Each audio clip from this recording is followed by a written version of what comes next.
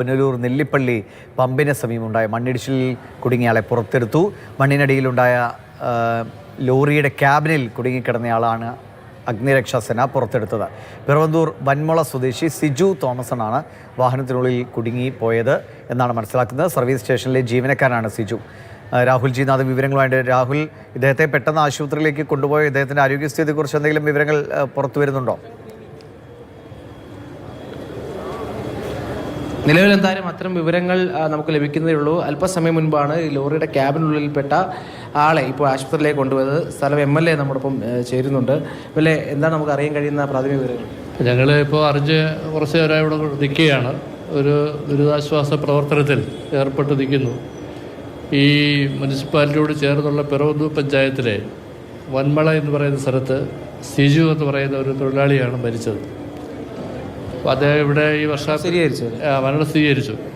മരണപ്പെട്ടല്ലോ. ഇപ്പോൾ മോർച്ചറിയിലേക്ക് ബോഡി കൊണ്ടുപോയിരിക്കുന്നു. ഇവിടെ ഈ വർക്ക്ഷോപ്പിലെ വണ്ടി പണി കഴിഞ്ഞ് വരുന്ന വാഹനങ്ങൾ പെയിൻറ്റ് ചെയ്യുന്ന ജോലിയാണ് അയാൾ ചെയ്തുകൊണ്ടിരുന്നത്. അപ്പോഴാണ് ഈ നിർഭാഗ്യകരമായിട്ടുള്ള സംഭവം ഉണ്ടായത്. സർവീസ് സ്റ്റേഷനിലെ ജീവനക്കാരനാണ്. അതെ, ഇവിടുത്തെ സർവീസ് സെൻറ്റർ ഇവിടെ ജോലി ചെയ്യുകയും പെയിൻറ്റിങ് വർക്കാണ് വാഹനത്തിൻ്റെ ചെയ്തുകൊണ്ടിരിക്കുന്നത്. അപ്പോൾ അയാൾക്ക് 2 കുട്ടികളും അച്ഛനും അമ്മയും ഒരു ഭാര്യയുമാണുള്ളത്. തീർച്ചയായും ആ ഒരു ദാരുണമായ സംഭവത്തിൽ അയാൾക്ക് വേണ്ട എല്ലാവിധമായിട്ടുള്ള സഹായങ്ങളും ഗവൺമെൻറ്റിൻ്റെ ഭാഗത്തു നിന്ന് ഉണ്ടാകണമെന്നുള്ള RDO എടുത്തും തഹസിൽദാരോടുണ്ട്. അവരിടത്തെല്ലാം പറഞ്ഞിട്ടുണ്ട്. നാളെയും തുറന്നുള്ള ദിവസങ്ങളിലും ആവശ്യമായ എല്ലാ സഹായവും എത്തിക്കാം എന്നുള്ള നിലയിൽ അവർ ഉറപ്പ് പറഞ്ഞിട്ടുണ്ട്. മഴയാണല്ലേ, മണ്ണിടിച്ചിലുണ്ടായിട്ട് പിന്നീട് അതെ, മഴയുടെ പ്രശ്നമുണ്ട്.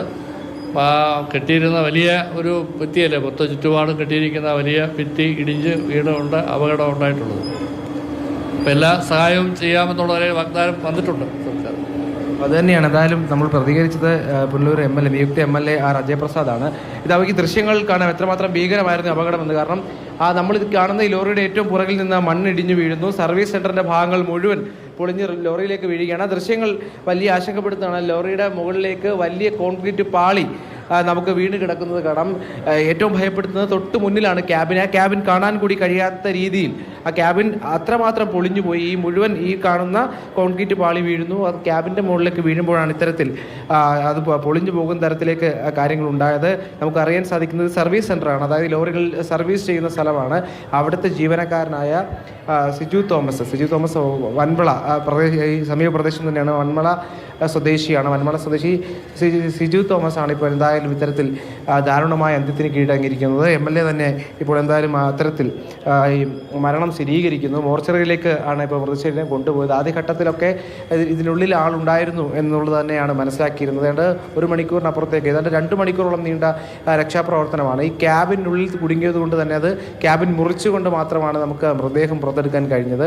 കാരണം നമുക്ക് ഈ ദൃശ്യങ്ങൾ നമ്മൾ കാണുന്നുണ്ട്. ക്യാബിൻ്റെ മുകളിലേക്ക് വലിയ കോൺക്രീറ്റ് പാളി വീണു. അപ്പോൾ ആ പാളി നീക്കിയ ശേഷം മാത്രമാണ് മൃതദേഹം പുറത്തെടുക്കാൻ കഴിഞ്ഞത്. ശരി, അങ്ങനെ പുനലൂരിൽ ഉണ്ടായ അപകടത്തിൽ അദ്ദേഹത്തിൻ്റെ മരണം സ്ഥിരീകരിക്കുന്നു എന്നതാണ്.